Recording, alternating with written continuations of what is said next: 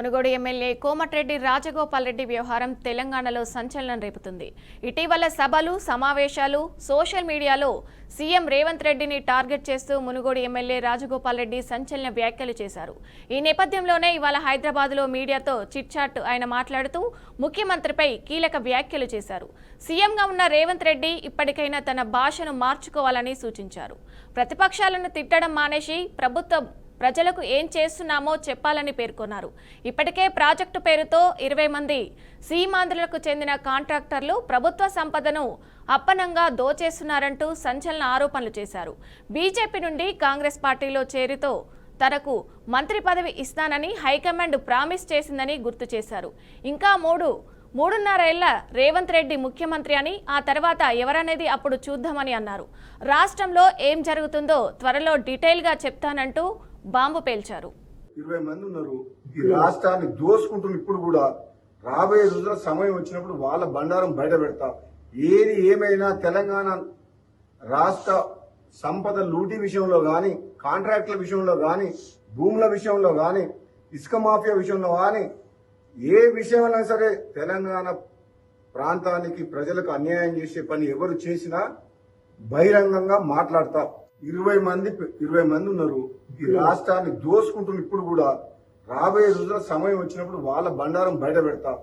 ఏది ఏమైనా తెలంగాణ రాష్ట్ర సంపద లూటీ విషయంలో గాని, కాంట్రాక్టుల విషయంలో గాని, భూముల విషయంలో గాని, ఇసుక మాఫియా విషయంలో గాని, ఏ విషయంలో సరే తెలంగాణ ప్రాంతానికి ప్రజలకు అన్యాయం చేసే పని ఎవరు చేసినా బహిరంగంగా మాట్లాడతా. 20 మంది ఉన్నారు. ఈ రాష్ట్ర ఇక ఇదే అంశానికి సంబంధించి మరింత సమాచారం మా అవుట్పుట్ ఎడిటర్ వెంకట్ అందిస్తారు. వెంకట్, చెప్పండి.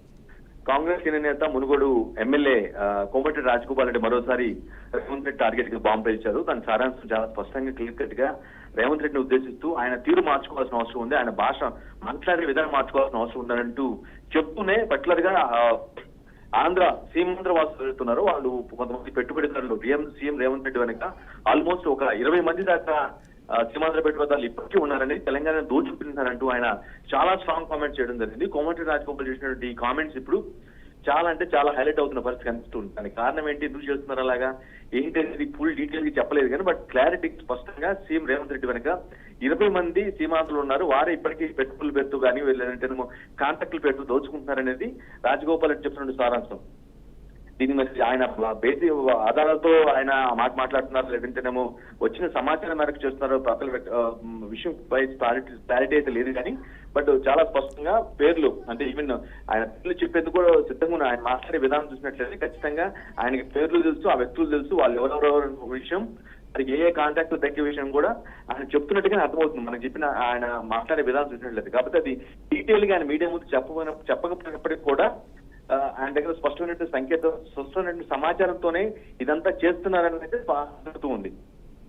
ఎందుకంటే తెలంగాణలో పిట్లర్ మనకు తెలిసిందే రేవంత్ రెడ్డి ఏ విధంగా ఆయన పొలిటికల్ కెరీర్ సాగింది, టీడీపీతో ఏ విధంగా ట్రావెల్ అయ్యారు, ఆ తర్వాత టీడీపీ నుంచి దూరం అయిన తర్వాత కాంగ్రెస్ లోకి వచ్చిన తర్వాత ఆయన ఎలాంటి పదవులు చేపట్టారు, చివరికి సీఎం ఎలా అయ్యారని మొత్తం కూడా చూస్తూసిన పరిస్థితి కనిపిస్తుంది. సో అటు ఎలా చూసినా సరే రేవంత్ రెడ్డి రాజకీయంగా కొంత టీడీపీతో దగ్గరగా ఉన్నారనేది చాలా మంది భావన. ఎందుకంటే ఆయన అక్కడి నుంచి వచ్చారు, ఆయన అక్కడే పాఠాలు నేర్చుకున్నారు కాబట్టి ఖచ్చితంగా టీడీపీ వాళ్ళకి కూటమికి సంబంధించిన నేతలకు ఇప్పటికి కూడా ఫేవరబుల్ గా ఉన్నారు. ఆ నేపథ్యంలోనే ఆ కారణంగానే ఇక తెలంగాణకు సంబంధించిన కాంటాక్ట్లు మొత్తం కూడా కొంతమంది 20 మంది సీమాంధ్రులకు ఇస్తున్నారు, ఆ సీమాంధ్ర నేతలకు ఇస్తున్నారు అనేది ఆయన ప్రధాన అభివృద్ధి కనిపిస్తుంది. ఆ మాట చెప్తూనే రేవంత్ రెడ్డి ఆ మాట మార్చుకుంటే బాగుంటుంది అనేది అనే ఒక సూచన కూడా చేశారు. సో కోమటిరెడ్డి రాజగోపాల్ చేసినటువంటి వ్యాఖ్యలు మాత్రం ప్రస్తుతం రాజకీయంగా ప్రకంపనలు రేపుతున్నాయి. ఎందుకంటే కోమటిరెడ్డి వెంకటరెడ్డి మంత్రి అయిన తర్వాత కొంత రేవంత్ వాళ్ళ కోమటిరెడ్డి అదే రేవంత్ రెడ్డి కుటుంబం మధ్య ఉన్నటువంటి అదే వాళ్ళిద్దరు పొలిటికల్ విభేదాలు కొంచెం తగ్గాయి. కానీ రాజగోపాల్ రెడ్డి మాత్రం కొంచెం అప్పుడప్పుడు ఖచ్చితంగా ఏదైనా రేవంత్ రెడ్డి టార్గెట్ గా మాట్లాడుతున్న పరిస్థితులు కూడా కనిపిస్తున్నాయి. మరోసారి ఆ పంతాలోనే ఆ తరహాలోనే కొంత రేవంత్ రెడ్డి టార్గెట్ గా ప్రేరేపణగా స్పష్టంగా అర్థమవుతుంది. ఆయన ఇప్పటికీ కూడా సీమాంధ్ర వాసులు ఎవరైతే సీమాంధ్ర వ్యాపారవేత్తలు వారికి దోచిపెడుతున్నారనేది ఆయన ప్రధాన అభియోగంగా కనిపిస్తూ ఉంది. మరి దానికి సంబంధించిన ఆధారాలతో మాట్లాడాలా లేదంటే ఇంకేదన్నా బేస్ మీద మాట్లాడాలనేది పూర్తిగా తెలియదు. బట్ మీడియా పోకుండా ఆయన అయితే అంత డీటెయిల్ గా చెప్పదు ప్రస్తుతం. ఎందుకంటే తెలంగాణ ఆవిర్భావం వెనుక సీమాంధ్రలో దోచుకున్నారనేది ప్రధాన అభియోగంగా తెలంగాణ Okay, right, వెంకట్. పోరాడినటువంటి వ్యక్తులు ఎవరైతున్నారో వాళ్ళు బలంగా చెప్తున్న పరిస్థితి. సో ఇటువంటి నేపథ్యంలో మరోసారి సేమ్ అదే పందాలో ఆయన ఈ వ్యాఖ్య చేయడం చర్చనీయాంశంగా మారింది Vijaya. Okay, thank you Venkat.